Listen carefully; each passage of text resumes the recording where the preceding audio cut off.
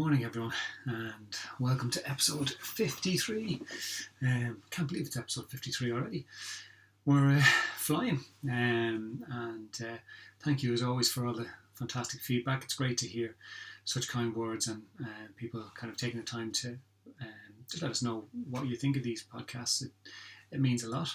I hope everybody's having a nice week. It is a lovely day here. I think it's due to get about 18 degrees, so that should keep us all happy, and a nice excuse for some ice cream, which actually will come up today as one of our questions. But as always, I just want to give a shout out to those who have supported the Patreon page, patreon.com/the Alan Donoghue podcasts. Your donations every month, as small as they are or as big as they are, make a big difference to this podcast getting put out. And hopefully for those of you on Patreon, we'll have some new information coming up this week, so keep an eye on your emails. You should be getting something from Patreon this week, which would be great. So we've got a few questions today. We're going to plough straight into it. Today I have my You'll Never Walk Alone mug. So I hope you're all having a nice cuppa, and maybe something nice and tasty as well. It's always nice to start the day with something nice and tasty. Right, question 1. I don't have any children myself, but my sister has 3 youngsters aged between 3 and 8. They're great kids. The older 2 are boys and are typical lads, and the youngest is a girl, and she just wants to be just like the boys. From where I'm looking, my sister doesn't seem to be able to handle them, and she loses it and shouts quite a bit at them. I've asked her if I can help her, but she just says no and that everything is fine. I'm worried that my sister isn't handling things well, and that the kids are learning that shouting and screaming is the normal way to handle situations. There doesn't seem to be too much in the way of boundaries in the house. Have you any suggestions on how I can help my sister out? One of the most difficult things with any children that aren't your own, it can be very difficult when you're looking from that slight distance at how other people are raising their children, and sometimes questions can come up for you, and you do kind of wonder at times, is that the right way for that to be handled, or could that be handled a slightly better way? The one thing I'd say is the fact that you're aware that things aren't necessarily going as you would hope for your sister, or they don't appear to be. Maybe that is an indication that she is struggling. Now, I suppose anyone sitting there listening to this who has children will say, absolutely, it's crazy. And, absolutely there are times where I completely lose it, and there are times where I make no sense at all and just shout and scream and roar because I am at the end of my tether. There are people out there who will say, maybe you should step away and let your sister come to you if she needs help and support, but don't necessarily assume that maybe she's not handling it. Again, that's very difficult to do, because what you want is the best for your sister and for your niece and nephews. So what I'd say is that this is a balancing act. She may be just going through a difficult time. She may be struggling completely. You haven't said now what other kind of supports there are. So if Dad is around and if he's a good kind of influence as well. But what you can do without putting anything onto your sister that maybe kind of might tip her over the edge a bit and have her turn all her frustration onto you, is that when the kids come to you, offer to take the kids for, a night or 2 nights every, maybe once or twice a month, and you take them and then you put the boundaries in place that for your house, so that when they're with you, they're not allowed punch, hit, scream, whatever, tear things up, whatever it is they're doing that you think they shouldn't be doing. And they might fight against that, but the chances are they'll probably go along with it because it's your house. And maybe you can talk to your sister about how they, responded really well to kind of having that boundary, and, it seemed to kind of work quite well for you in your house, without being accusatory or without make it a point of, you're doing it wrong, I've done it right, because, as I say, it's a delicate balance with your sister. The other thing is just to to keep every so often saying, "Is there anything I can do to help?" Or, do you, are you struggling a bit, or anything like that? Or maybe instead of taking the kids, sometimes maybe take her out, where you guys can go and just not talk about the kids, not talk about anything, just go and switch off and have some time away. Because what you don't want is it to start to damage your relationship with your sister. She may not be at a stage where she is open to suggestions or constructive criticism. She may be just trying to get through each day as best as she can without losing her shit altogether. So, it's one of those things where it can be important to just be there, offer supports in a practical way, like taking the kids for a sleepover, or even just take them out for the day or an afternoon or whatever it might be. And then give your sister the chance to go and do whatever she needs to do to relax, whatever she's interested in. But also support her to kind of do things as well that she might be interested in. Maybe you guys start doing a class together or something like that, where, if there is a dad around and he can look after the kids, great. If there isn't dad around, can you ask your parents or another sibling? Is that a possibility? So you guys can go and have some time, so she's getting an opportunity to go and switch off. Because ultimately that's the issue. Kids will do what kids do. That's their job. Their job is to push the buttons, to see where the boundaries are. And sometimes parents are excellent. So I would suggest that your sister is probably really, really good at putting boundaries in place some of the time. Maybe most of the time. But you just happen to notice the ones where it's not working as well. Now, she might struggle altogether, but if she has the ability to get that break and get that headspace where she can just switch off from being a mum the whole time, that might do her the world of good in terms of feeling like she is more than just a mum, feeling that like she is a human being, that she can interact with other adults and have conversations with adults. It's amazing how important that is. It really is amazing how important that is. It's one of those simple things. And I think that's all you can do. Unless you want to confront her and say, you're not bringing your children up right. There's no boundaries in this place, and that's why they're crazy, and that's why you're crazy.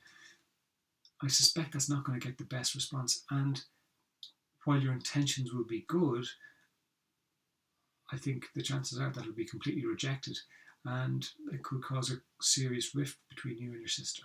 So it's about trying to manage that delicate situation and trying to support her without telling her, in inverted commas, that she's doing it all wrong. So give that a go and see how you get on. Okay. Good morning, Jennifer. Good to see you. Right, question number 2. My 15-year-old son was going out with his girlfriend for about 9 months. That's a serious relationship.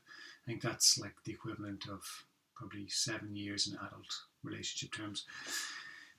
They were really serious, way too serious for my liking, but we've all been there, which is great to see that you're understandable. His girlfriend has recently told him that she wants to break up as she is going away for the summer and thinks it would be too hard being apart. He's absolutely devastated. We've tried consoling him, but nothing seems to be working. My husband has told him on a few occasions that there's plenty more fish in the sea, but that just seems to make him worse. What can we do to take the pain away? Well, straight away, I'm going to jump in and say you can't take the pain away. And would it be fair to do that? For any of us, we learn more about ourselves through overcoming adversity than maybe things going well for us or people taking away our pain. Maybe his pain is his to own and experience, so that he knows that going forward, that I can experience this pain and I can still be okay. I can still get over it. Now, it might take some time, and he might kind of delve into a deeper kind of sadness, and that's okay. Sometimes it's just about being there. Like, I suppose if we translate it into adult terms, if you and your husband split up, like the last thing you're going to want to hear is that there's plenty more fish in the sea, because you've just been in a relationship. And let's remember, 9 months for a 15-year-old is so long in terms of relationship, because they are experiencing so much stuff, probably for the first time with each other. So there is that deep, meaningful thing. And look, we would all turn around, could turn around and say, you're only a kid, it's only 9 months, get a grip. But for him, it's real. It's his real pain. And, it's clear that you know that, which is fantastic. But I think sometimes it's just about being there, and maybe being a bit understanding if he shouts or lashes out or, doesn't seem as upbeat. Instead of maybe getting annoyed and frustrated at him, it's giving him that bit of space and a bit of room to manage himself where, he's upset, he's sad, and it's okay for him to be sad. Now, you don't have to accept disrespect. So it's all right to acknowledge that, okay, I understand that you are extremely upset at this breakup, but that does not make it okay for you to lash out at somebody else. It's not their fault. So, absolutely, we'll be here to support you through this sadness, but it's not okay to be disrespectful to other people just because you're hurting. It's not their fault, because it is very easy for any of us to lash out at somebody else than to hold up our hands and go, I'm actually hurt, I'm sad, I feel, really, really down in myself. It's much easier to focus our pain and hurt on somebody else, because we can justify it then. So if I get angry at you or you or you, that's okay for me to then feel hurt, feel sad, feel disappointed, let down. So what I'd say is, let him know that it's okay to be hurt, it's okay to be sad, and it's okay to be frustrated and to want to cry. Absolutely it is. And that you'll be there for him for as long as it takes for him to get over it. Now, if 6 months' time he's still devastated and crying and not managing himself, well, then that's something different. Then, maybe you do need to get him to go and speak to somebody else outside of the family, because when you have that distance, you are better able to talk about what it is that's going on for you with somebody who's not emotionally attached, who's not going to give you an emotional response, which is what you do because you're his parents. It's normal and natural. And it would be the same if you went talking to his friends. That might not be okay for him. So it's okay to go and get him some support. Now, some people might say, well, it's only a bloody breakup and everyone experiences it. But what I'm talking about is if it's extending on, if it's carrying on, well, then maybe you have to do something about that. But have a look at it. But just be there for him.